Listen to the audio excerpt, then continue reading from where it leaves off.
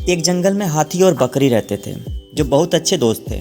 दोनों साथ मिलकर रोजाना भोजन की तलाश करते और मिल बैठकर खाते थे। एक दिन दोनों खाने की तलाश में निकले और चलते चलते बहुत दूर पहुंच गए।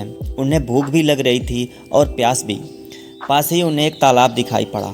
दोनों तालाब के पास पहुंचे और पानी पीकर अपनी प्यास बुझाई। तालाब के पास एक पेड़ पर आम लगे हुए थे, जिसे देखकर बकरी के मुंह में पानी आ गया। उसने हाथी से आम तोड़ने के लिए कहा। हाथी ने अपनी सूंड से आम के पेड़ को पकड़कर हिलाया और ढेर सारे पके हुए आम नीचे गिरने लगे और बकरी आमों को समेटने लगी। उसी पेड़ में एक चिड़िया का घोंसला भी था। उस समय चिड़िया भोजन की तलाश में निकली थी, लेकिन घोंसले में उसका बच्चा सो रहा था। हाथी द्वारा आम का पेड़ हिलाने से चिड़िया का घोंसला टूटकर नीचे तालाब में गिर पड़ा। साथ ही चिड़िया का बच्चा भी गिर गया। चिड़िया का बच्चा तालाब में बहने लगा।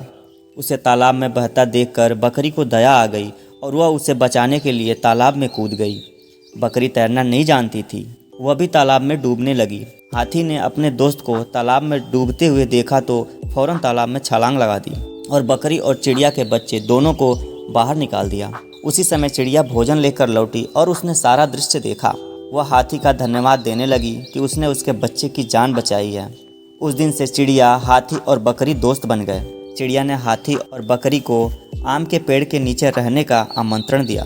हाथी और बकरी उसी आम के पेड़ के नीचे रहने लगे। चिड़िया जब भी भोजन लेने जाती तो वापस आकर हाथी और बकरी को उन पेड़ों के बारे में बताती जिनमें फल लगे हैं, जिससे हाथी और बकरी के लिए भोजन ढूंढना आसान हो गया और वो दोनों हिल मिलकर खाते पीते मज़े से साथ में रहने लगे। तो दोस्तों, इस कहानी की सीख यही है कि दूसरों के प्रति सदा प्रेम भाव रखना चाहिए और कभी दूसरों के साथ गलत नहीं करना चाहिए।